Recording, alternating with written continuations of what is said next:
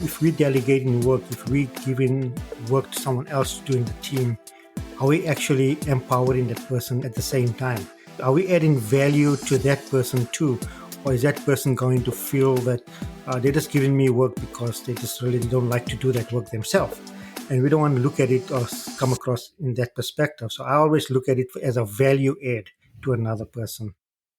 Welcome back to the Business Behind Your Business podcast. I'm your host, Paul Sweeney, and joining me again today is Raj Nathoo. Raj, welcome back. Thanks, Paul. Nice to be with you again today. Yes, look, it's been a while and we've been working on bringing this topic to our listeners. Look, we've been talking about how we become more efficient and how we look at delegation and automation and efficiency in our business. And delegation is one, I guess, really can be a trap for a lot of business owners because they think they're delegating, but they're doing it really badly. So Yeah. I know that you do a lot in this space and you actually train organizations in how to delegate more effectively. So be interested to know your thoughts on delegation. So look, when we talk about delegation, what exactly are we meaning? Well, from my perspective, I like to always look at it from a area where if we delegating work, if we giving work to someone else doing the team, are we actually empowering that person at the same time? Are we adding value to that person too? Or is that person going to feel that they're just giving me work because they just really don't like to do that work themselves? And we don't want to look at it or come across in that perspective. So I always look at it as a value add to another person. So to me, that's delegation. Mm-hmm. And I think that sort of contrasts to what I see traditionally in a lot of businesses is where tasks are delegated, or I call abdicated, to somebody else because the business owner doesn't want to do the task. Yeah. But in delegating that task or that role, there's not a lot of guidance. There's not a lot of instruction. There's not a lot of feedback in terms of what are the outcomes we're requiring. And usually, because it's been done or dumped, I'll say dumped on the worker, there's this expectation gap, and the worker really is still trying to work out what they've actually been delegated, and the business owner is upset when the results come back and it's not in the format that they expect. Yeah. Firstly, exactly when it comes to small businesses, this is always a big challenge for them because they have very few people. And so the business owner obviously needs more time maybe for strategic thinking or doing something that he feels or she feels is more important. And so what's the next best thing? Let me just delegate this work to John or Peter or Paul, as he or she might do. But without actually giving it any second thought that, okay, are they going to be fully engaged in doing that work when they actually do receive it? Do they feel, oh, well, I'm actually learning something here, and this is something that it's not part of my normal job description, or that, here we go again. They're just giving me the stuff that they don't like to do themselves. So today, more and more employees are looking at how am I being empowered, but how am I also developing at a personal level as well in the work that I'm doing. And I think if you just go back a couple of years before COVID, when Gallup ran that poll about employee engagement and the ridiculous, or not, but crazy rather, percentage of workers that are disengaged or not engaged in their work, I would say that some of the reason could be that they've been given work that they don't find exciting anymore. Mm-hmm. Do you think possibly the reason why it's not exciting is that there's no context given as to how that task fits into the overall, the process, whether that be sales or accounting or development or marketing? Yeah. I would agree with you, and I'll maybe even go a few steps before that as well. Going to the actual induction of our new worker, if we look at it from a new worker perspective, what a lot of organizations that work small and medium-sized businesses, when I'm doing training with the team, one of the questions I do ask them is, so how was your induction? And it's amazing how many times I get the answer of, we don't have one, I never had one, or it was just very brief, half an hour to an hour, or at the most. And induction actually needs to happen at two levels. Firstly, at an organizational level, where a person is introduced to the culture of the company, the business owners, the founders, the history, who the clients are, who our competitors are, etc., etc. Then we come down to the team level induction, and that's where what you just mentioned comes into play. That at a team level, have you inducted this person into the culture of my team as a manager of this team? How I like to run my team, who are the team members that you're going to be working with, and how do they like to work with you? We have this culture of sharing work. I might delegate work to you if I can't manage, but then at the same time, there might be a situation where you're going to ask me to help you, and you might delegate work back to me because you overloaded, So that kind of culture exists within the team. So delegation is not necessarily only from a hierarchical perspective, but also sideways as well. Mm. So you're looking at, I guess, what you've described as the best utilization of what resources are available. Yeah, Um, yeah, yeah, yeah. So I think, and that comes down to having a lot of businesses now have a flatter structure. We structure. used to have that classic pyramid where of seniority and lots of lower, less qualified employees, but we've got Yeah, very much a flatter structure, particularly in a lot of the professional fields. I know accounting has mhm, really flattened that pyramid. yeah, Not always, to its advantage. I think there's some issues with that again, but that whole idea of delegation, it's about working together. So, yeah, and you mentioned communicating the expectations up front, because I think if you communicate the expectations up front, when somebody is asked to take on a task which, in their opinion, they may be more qualified or overqualified or be below their pay grade, if yeah, they understand the purpose of how that fits into the whole team, yeah. there's going to be, I guess, less objection or less offence taken that they've been asked to do this task which they thought they'd moved on from. Yeah.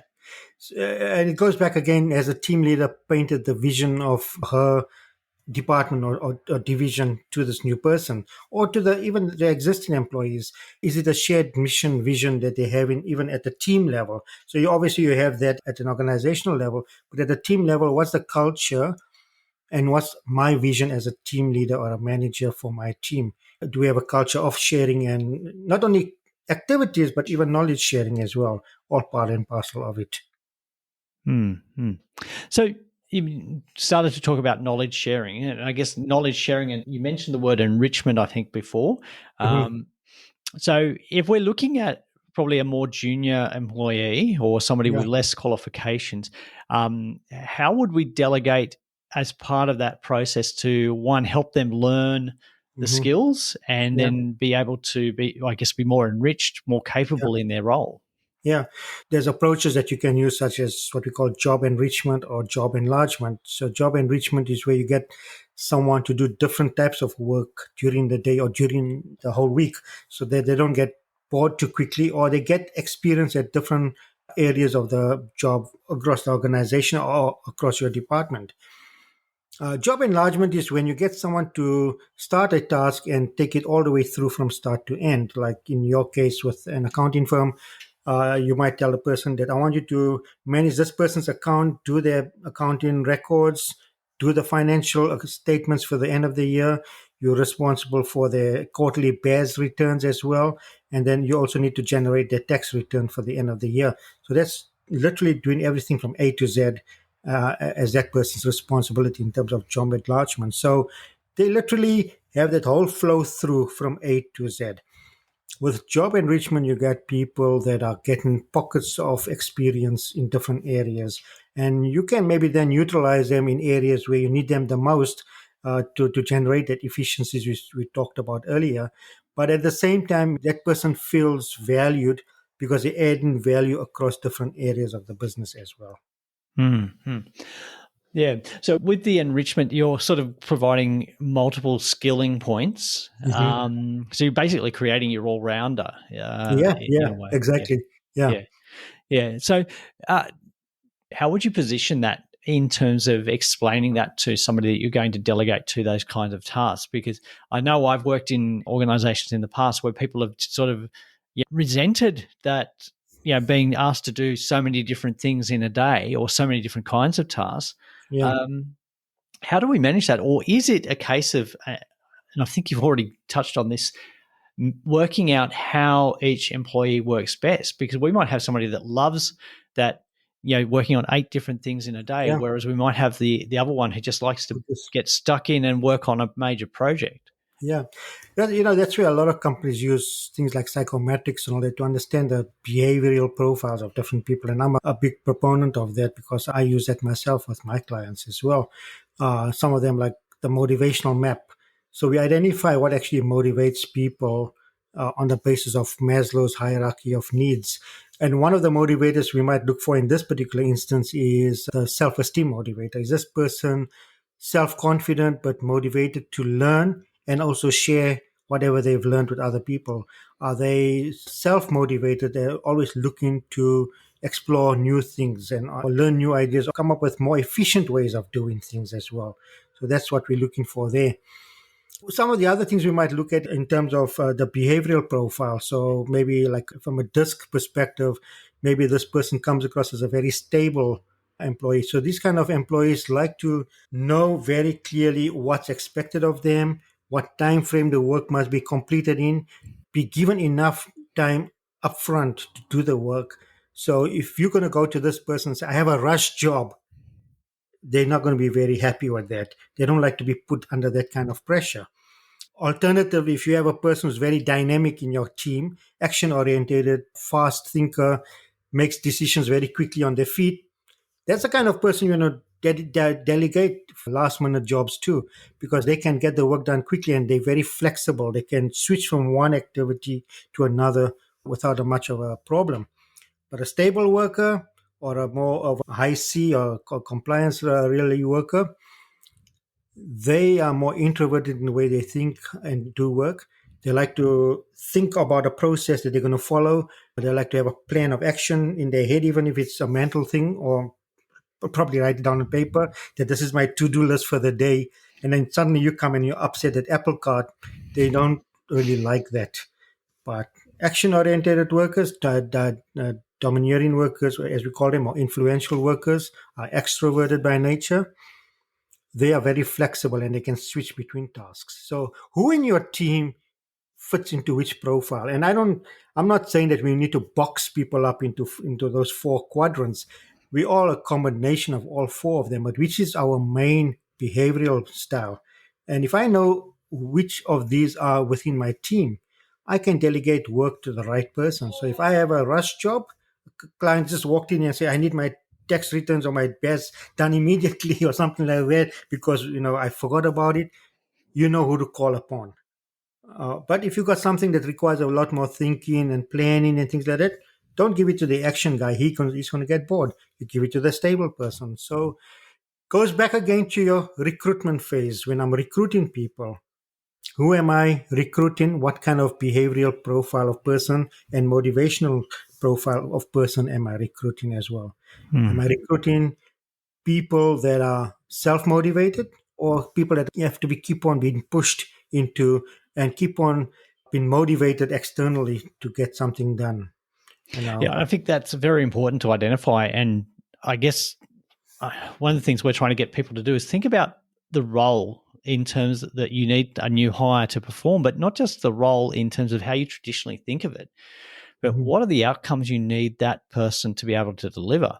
mhm. So, as an example, like the accounting industry's got this cyclical problem of not hiring people at training level and then 5 years later needing everybody wants that same person. So we Yeah. come back to looking at training, but looking at, what are the outcomes that we need to deliver, and can we deliver those outcomes in a different way? Do we use technology? Do we engage people to maybe do 70% of the job and then hand the job over for finalization for somebody more experienced, but understanding their role? So, that person that's doing 70%, but explaining to them, well, hang on, you're going to get really good at that. And in doing so, you're going to pick up a lot of understanding about other concepts.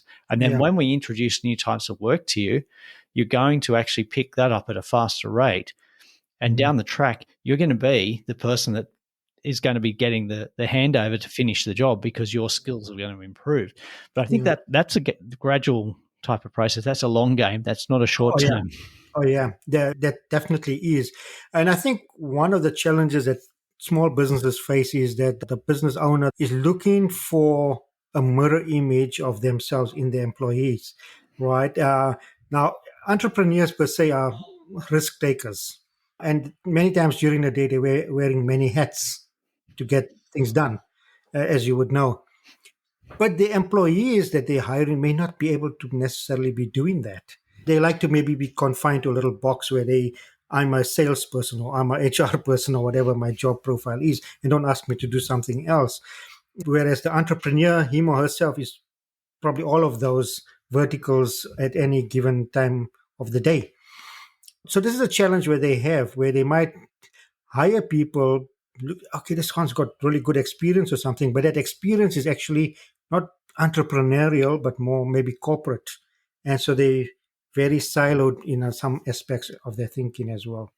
Hmm. I don't know if that's something that you've experienced or can relate to. Yeah.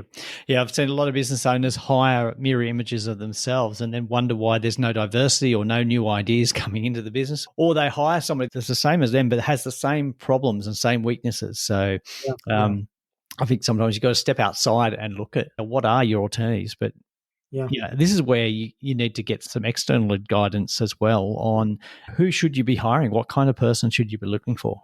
yeah, yeah. So I think, that's a lot of sways a bit away from what we were meant to talk about today in terms of delegation. But in a way it does, because if you hire the right type of people, you will know who to delegate work to. I think that's what it comes down to, really speaking. Yeah. Well, okay. So we look at hiring the right person. It makes that process of delegation, I guess, easier Hmm. because we've got a planned approach to it. Let's say we're in a business where maybe we didn't think about the right kind of people in the roles.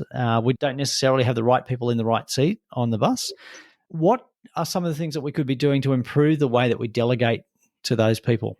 One of the first things I would say is taking an interest in people at an individual level. What is it that each employee in my team finds interesting and likes doing? And are these the kind of people that just 9 to 5, I'm just coming here to do my work and I'm happy to do that. And that's fine. There's nothing wrong with that, because it just confirms to you that, okay, this is not the person that I need to be delegating challenging work or work outside of their box to, right? But at least they get in that work done, what they've been hired for. And then there are people in my team who could be looking for that action, something different, something challenging for them. So taking an interest at your employees or your team members at an individual level is the first thing I would say. Once you've taken an interest, you'll know who you can work with in which way. Hmm. And if you go back again to Maslow's pyramid, as I was alluding to earlier, we find that people that are still trying to fulfill their basic needs from their personal life, from the personal perspective, that means their survival needs, physiological needs, they are the ones that are not the kind of people that like to be challenged. They just want to be, we're working there for the paycheck, and they just want to do the work that they've been hired for. And they're happy to do that for you. They're not motivated to move higher up in the organization or get promoted or things like that. Those that are further up on the pyramid, at a self-esteem level and self-actualization level, they are the ones that want to be more challenged. They are the ones that want to be used in other areas. How can I best use my experience or my knowledge that I have to make this work or this company more successful, or make our work more efficient, or things like that? At the self-actualization level, these are the guys that are looking at, how can I help someone else be better at their job? And so you might nominate them as your ambassador for like to across your organization or across your team, if your team is big enough, so that they literally carry in your message for you as a team leader or a business owner. So it all comes down to looking at it from that perspective, and that's the way I like to look at it. Mm-hmm. So we still need to take the time to look at our employees and what's important to them and how they operate. Yeah. In terms of practically how we go about delegating, do you have any guides or step-by-step rules to help us make this process easier? Not exactly, not a real step-by-step process. I mean, it comes down to doing a job and a proper training needs analysis, firstly, in your team, understanding what are the strengths and weaknesses in my team, what are the skills that my team, individual team members have, and then what skills do I actually need in my team? and where are the gaps. And if I have gaps between those two, that is the gaps that I actually need in my team, and the skills that I actually currently have, excuse me, then I either need to bring someone in or I need to train people in my team to close that gaps. Now, once those gaps are closed, I have more options available on delegating work to more people that are more trained, and to get them the experience that they now need to move further up in terms of their personal development. So that's the one way I would look at it. The other way is, just going back to what I said earlier, really speaking, and that is taking an interest in people at an individual level to understand the psychology in your team. Hmm, hmm, hmm. So I think when we traditionally look at or think about delegation, we're thinking about offloading those tasks that we don't enjoy. Yeah, And I think that's the first issue for us business owners, is that we need to think about what are we actually delegating, yeah, and maybe those, I guess, those traditional tasks that we would seek to delegate, maybe we need to look at, instead of delegating to somebody and impacting on their I guess their work environment and their work enjoyment, is looking at, well, can that task actually be automated, or perhaps what I've seen as well is, does that task really need to be done? I've seen some very convoluted processes developed over time, hmm and particularly when new technology is being implemented. I've seen new technology implemented, but it's designed to do the same thing that old technology did. I remember working in an accounting firm where we would, instead of printing a second copy for the file back in the days when hmm everything was printed, Yeah, um, what we would do is we'd get it and then we'd go and take a photocopy of it. So instead of printing it, you'd select 2 copies, that's done. You'd actually go get it signed and then manually go and photocopy it and take another 5 minutes to do the same task. So, but that was built on an old style process. There are many ways we are still doing things based on old technology and old hmm systems. So maybe we need to look at, I think, not just how we delegate and how we understand, but how we look at our holistic business yeah. processes. I think who knows the job better than anyone else in the team? It's actually your team members, the people working under you.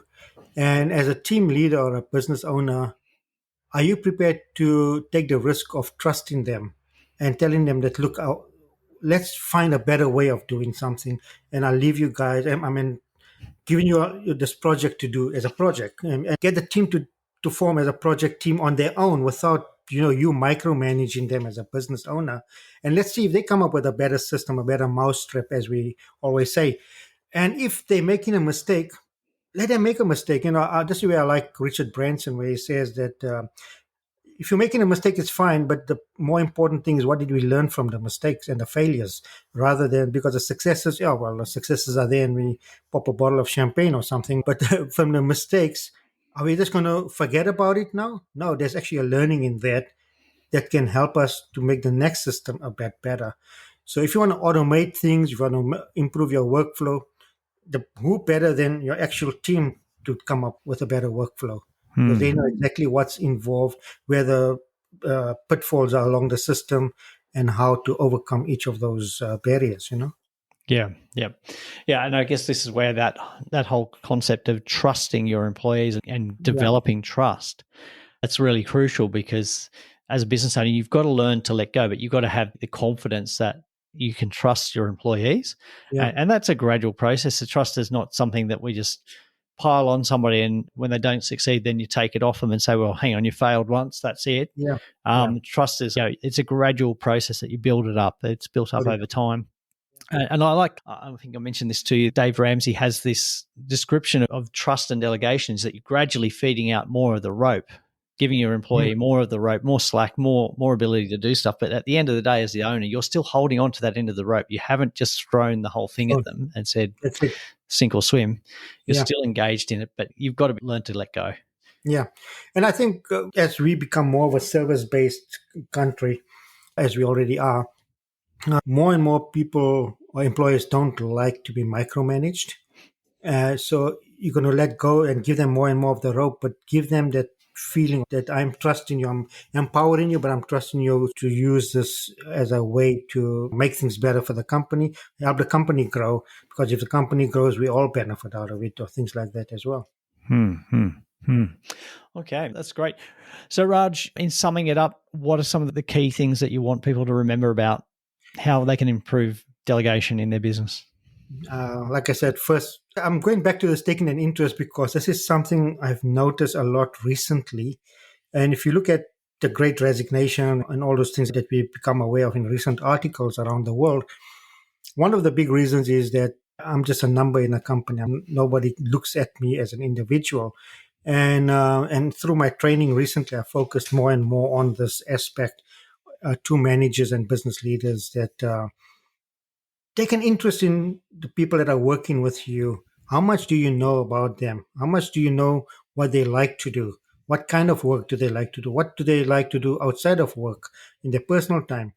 Um, and that might give you a better idea of who they actually are and how you can use them to the best for the company's benefit and for them as well, because they must also then feel that, gosh, I actually got something out of this today, or I learned something out of this today, and I feel powerful about it, and they feel proud about it.